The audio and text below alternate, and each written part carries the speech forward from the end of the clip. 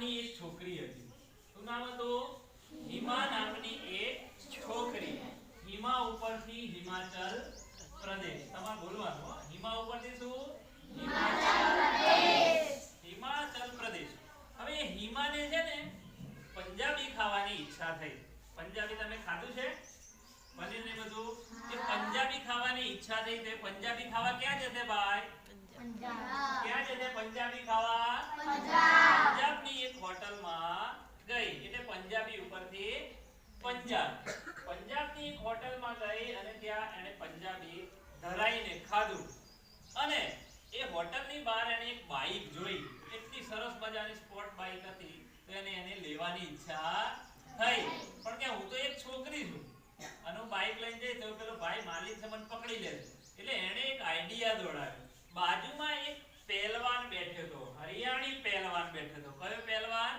હરિયાણી પહેલવાન. એટલે હરિયાણી ઉપરથી હરિયાણા. હિમાએ એને કીધું કે તું મારી બાઈકની પાછળ બેસી જા એટલે આપણે પછી આગળ જઈએ.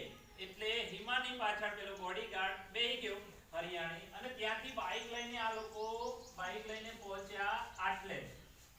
અહીંયા પહોંચ્યા બરાબર છે. ત્યાં પાછળ પેલો માલિક પણ આવી ગયો અને માલિકે હિમાને આવીને કીધું હિમા બાઈક પરથી ઉતર. હિમા બાઈક પરથી ઉતર. ઉત્તર ઉપરથી ઉત્તરાંચલ. અત્યારે ઉત્તરાખંડ કહેવાય છે બરાબર. ઉત્તર ઉપરથી ઉત્તરાખંડ બરાબર. પણ પાછળ બાઈકની પાછળ કોણ બેઠું હતું ભાઈ? પહેલવાન બેઠો હતો ને એને પેલા ધક્કો માર્યો તે માલિક પડી ગયો બરાબર. એટલે ફરી પાછા આ તો બાઈક લઈને અહીંયાથી દોડ્યા આટલા પહોંચ્યા. ફરી પાછો માલિક તો પાછળ આવી ગયો. એટલે ફરી અહીંયા આવ્યો એટલે ફરી પાછું હિમાન કીધું હિમા બાઈક પરથી ઉતર. એટલે પેલો જે ઉત્તર ઉપરથી ઉત્તર પ્રદેશ બાઈક પરથી ઉત્તર ઉપરથી ઉત્તર પ્રદેશ. એટલે પાછો હરિયાણી પહેલવાન હતો એને ધક્કો માર્યો પેલો પડી ગયો. એટલે હવે હિમા થોડી આગળ આવી એટલે એને બિહારી બાબુ મળ્યો. કોણ મળ્યું? બિહારી બાબુ. બિહારી ઉપરથી બિહાર. હવે બિહારી બાબુએ કીધું જો તારે છે ને બાઈકના 36 ખંડ કરવા પડે. 36 ખંડ એટલે 36 ભાગ કરવા પડશે. 36 ખંડ એટલે 36 ઉપરથી 36 ગઢ અને ખંડ ઉપરથી 4 ખંડ. એટલે હિમાએ અહીંયા બાઈક વેચી દીધી. એના ભાગ પણ કરી દીધા. હવે હિમા અહીંયા ઊભી છે અને એને ભૂખ લાગી છે અને એના રસગુલ્લા ખાવા છે. તો રસગુલ્લા કયા રાજ્યના વખણાય છે ભાઈ? બંગાળના. ક્યાંના? બંગાળના. પશ્ચિમ બંગાળના રસગુલ્લા ખાવાની ઈચ્છા થઈ એટલે પશ્ચિમ બંગાળ ગઈ.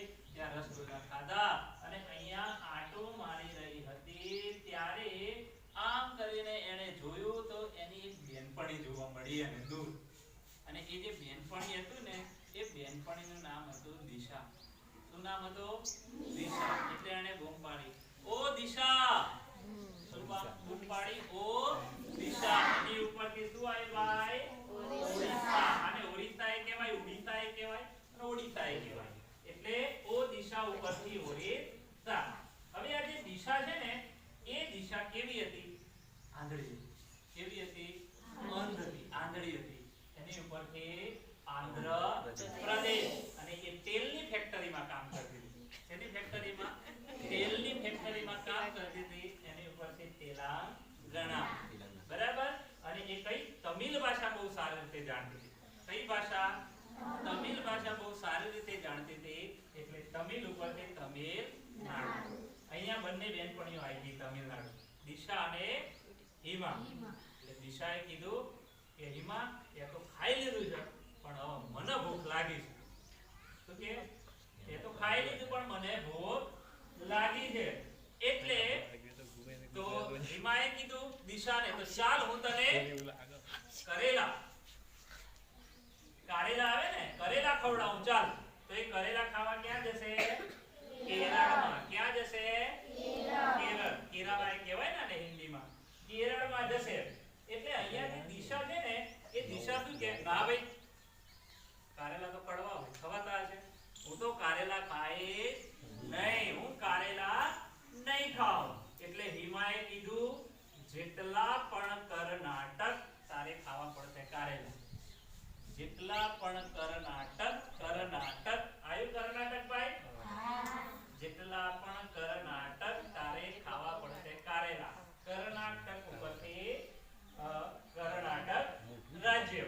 હવે અહીંયા પહોંચે તો એ દિશાએ શું કીધું? ના, હું કારેલા ખાઈશ નહીં, કારેલા બહુ કડવા આવે. એટલે હિમાએ કીધું તો ચલ ગો, અહીંયાથી નીકળે. ગો ઉપરથી શું થાય? ગોવા. બરાબર. પણ અહીંયા આવીને પણ દિશા માની નહીં. એટલે છેલ્લે પછી હિમાએ કીધું જો તું નહીં ખાય તો આપણી વચ્ચે થશે મહાયુદ્ધ. આપણી વચ્ચે શું થશે? મહાયુદ્ધ. એટલે મહા ઉપરથી રાષ્ટ્ર. આટલે સુધી પહોંચ્યા. હવે દિશા છે થોડી નરમ પડી હિમા, અને હિમાએ કીધું તો ભલે કઈ વાંધો નહીં, તાર બીજું હું ખાવું છે એમ કે. તો કે મારે તો ગુજરાતી થાળી ખાવી.